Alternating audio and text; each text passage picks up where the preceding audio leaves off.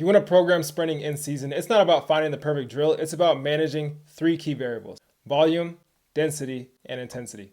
And these three decide whether your athletes get faster or break down in the process. Sprinting is one of the most powerful performance stimuli that we have in sports performance, but it does carry a very high neural and tissue demand. That's why we can't ignore these three variables. And here's the catch: all three of these variables are connected. If you push one, you're going to have to adjust the other. If you push the intensity on one day, then density has to come down. If you load a high volume week, then intensity has to be managed. This is basically the same principle that we would apply in the weight room. You can't push both volume and intensity at the same time. It's a recipe for disaster.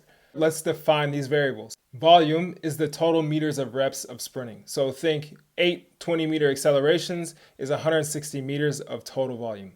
Density is how often those sprint sessions happen across a week or a block. Is it once, twice, three times, and how are they spaced out? And intensity is how close the athlete is to max velocity and how the nervous system responds. Flying 20s at 98% intensity are very different from short accelerations at 85 to 90%. If you start programming with these levers, you can create a system that balances recovery with performance. The goal isn't just more speed, it's about keeping your athletes healthy and available all season long. Because at the end of the day, availability is a performance metric.